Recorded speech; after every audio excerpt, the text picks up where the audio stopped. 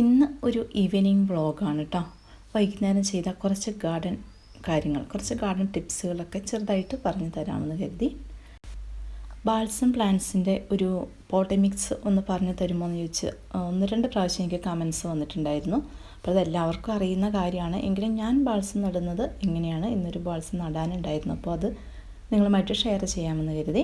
അപ്പോൾ പോട്ടി മിക്സായിട്ട് മണലും അല്ലെങ്കിൽ ചകിരിപ്പൊടി, ചാണകപ്പൊടിയും കൂടെ മിക്സ് ചെയ്ത്, എൻ്റെ അടുത്ത് മണലില്ലാത്തതുകൊണ്ട് ചകിരിപ്പൊടിയാണ് ഇട്ടിരിക്കുന്നത്, മണലാണ് നല്ലത്.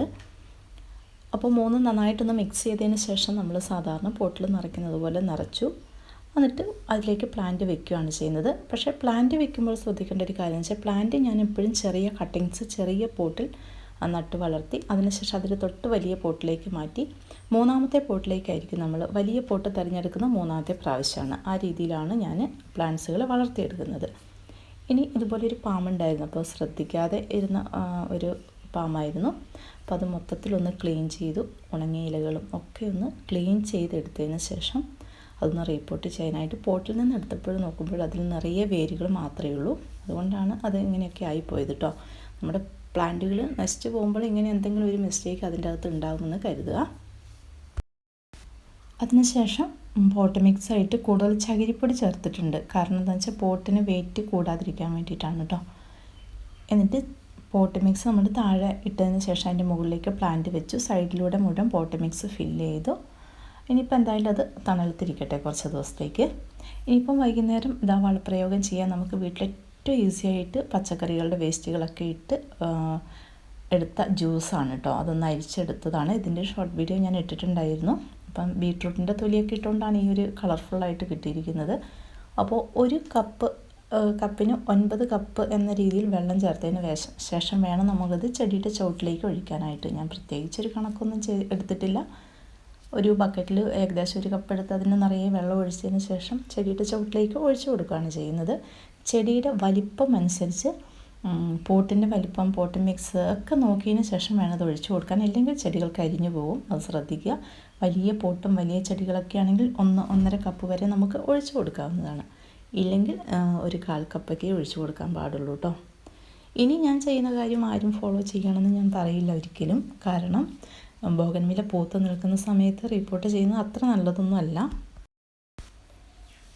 അപ്പോൾ ഈ ഒരു ചെടി ഞാൻ നനച്ച് മടുത്ത് എപ്പോഴും അതിങ്ങനെ ഉണങ്ങിയിരിക്കും. എത്ര പ്രാവശ്യം നനച്ച് കൊടുത്താലും ഉണങ്ങിയിരിക്കുന്നത് കൊണ്ടാണ്. അപ്പോൾ റിപ്പോർട്ട് ചെയ്യാൻ എടുത്തപ്പോഴാണ് മനസ്സിലായത് അതിൽ വേരുകൾ മാത്രമേ ഉള്ളൂ. അപ്പോൾ സൈഡിലൂടെ ചാണകപ്പൊടി മണ്ണും കൂടുതലായിട്ട് ചാണകപ്പൊടി ഇട്ടതിന് ശേഷം ഞാൻ ഇത് സൈഡിലൂടെ മുഴുവൻ ഫില്ല് ചെയ്ത് കൊടുക്കുന്നുണ്ട്. അതുപോലെ പോട്ടിൻ്റെ അടിയിലും ആ ഒരു പോട്ടി മിക്സ് ഇട്ട് കൊടുത്തിട്ടുണ്ട് കേട്ടോ. അപ്പോൾ ഇനി ഇതും കുറച്ച് ദിവസം തണലത്തിരിക്കട്ടെ. അതിനുശേഷം നമുക്ക് അത് പ്രോപ്പറായിട്ടൊരു സ്ഥലത്തേക്ക് വയ്ക്കാം. ഇനിയിപ്പം സക്കുലൻസുകൾ നോക്കുമ്പോൾ അതിങ്ങനെ വളരാത്ത രീതിയിലൊരു പോട്ടിലുണ്ട്, വളർന്ന രീതിയിലൊരു പോട്ടിലുണ്ട്. അപ്പോൾ വളർന്ന രീതിയിലുള്ള പോട്ടിൽ നോക്കുമ്പോൾ മണ്ണ് വളരെ കുറവാണ്. അപ്പോൾ നമ്മളിങ്ങനെ മണ്ണ് കുറവ് എന്ന് തോന്നുമ്പോൾ വേരുകൾ പുറത്തേക്ക് വരുന്ന സമയത്ത് പോട്ട് മിക്സ് നമ്മൾ അതിനുള്ളിലേക്ക് ഇട്ട് കൊടുക്കണം. അത് നിങ്ങൾ പ്ലാന്റുകൾ വളർത്തുന്നവർ ശ്രദ്ധിക്കേണ്ട ഒരു കാര്യമാണ് കേട്ടോ. അപ്പോൾ ഈ ഒരു പോട്ടിൽ നോക്കുമ്പോൾ ചെടികൾ വളരെ ശോഷിച്ച് പോയിട്ടുണ്ട്. നോക്കുമ്പോഴെല്ലാത്തിൻ്റെയും തണ്ടുകൾ നശിച്ചു പോയി തുടങ്ങിയിട്ടുണ്ട്. അതുകൊണ്ട് ആ നശിച്ചു പോയ ഒരു ഭാഗം വെച്ച് മുഴുവനായിട്ട് ഞാൻ കട്ട് ചെയ്ത് നല്ല തണ്ടുകൾ മാത്രം എടുത്ത് ഒന്ന് വീണ്ടും പോട്ട് ചെയ്യാമെന്നാണ് കരുതുന്നത്. അപ്പോൾ ഇതുപോലെ എല്ലാ തണ്ടുകളും ഞാൻ കട്ട് ചെയ്ത് കളഞ്ഞു.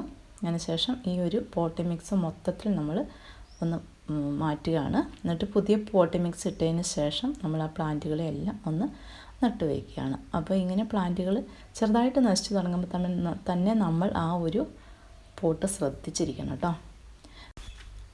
അതുപോലെ തന്നെ നമുക്ക് ബോഗൺവില്ല പൂത്ത് കഴിഞ്ഞ് പ്ലാന്റുകളിലെ പൂക്കളൊക്കെ ഒന്ന് കരിഞ്ഞു തുടങ്ങുമ്പോൾ തന്നെ കരിഞ്ഞ പൂക്കളൊക്കെ ഒന്ന് കട്ട് ചെയ്തതിന് ശേഷം അതിൻ്റെ തണ്ടും ഒക്കെ ഒന്ന് കട്ട് ചെയ്ത് കളയാം. പൂവുണ്ടായ ആ ഭാഗം തൊട്ടുള്ള ചെറിയ കമ്പുകളുണ്ടല്ലോ, അതിൻ്റെ എന്താ പറയുക, ആ പൂവുണ്ടായ ആ ഒരു ഭാഗം നമ്മൾ കട്ട് ചെയ്ത് വൃത്തിയാക്കിയതിന് ശേഷം അതിൻ്റെ ചുവട്ടിൽ നമുക്ക് ചാണകത്തിൻ്റെ സ്ലറി അല്ലെങ്കിൽ ചാണകപ്പൊടി ഇട്ട് കൊടുക്കാം. ഒപ്പം തന്നെ സ്ലറി ഒഴിച്ചു കൊടുക്കുക. ഇല്ലെങ്കിൽ DAP നിങ്ങൾക്ക് മണ്ണൊന്ന് ഇളക്കിയതിന് ശേഷം നമുക്ക് DAP ഇട്ട് കൊടുത്ത് നന്നായിട്ട് ഒന്ന് നനച്ചു കൊടുക്കുക. അങ്ങനെയാണെങ്കിൽ മാത്രമേ വീണ്ടും നല്ല ഭംഗിയായിട്ട് വീണ്ടും പൂക്കൾ ഉണ്ടാവുകയുള്ളൂ. അപ്പോൾ ഇതൊക്കെയാണ് ഇന്ന് വൈകുന്നേരത്തെ ഒരു ഗാർഡൻ കാര്യങ്ങളൊക്കെ. അപ്പോൾ ഈ ടിപ്സൊക്കെ നിങ്ങൾക്ക് ഉപകാരപ്രദമായി എന്ന് കരുതുന്നു. അപ്പോൾ ഇന്നത്തെ കാഴ്ചകൾ ഇവിടെ പൂർണ്ണമാവുന്നു. മറ്റൊരു നല്ല കാഴ്ചയുമായി നമുക്ക് അടുത്ത ദിവസം വീണ്ടും കാണാം.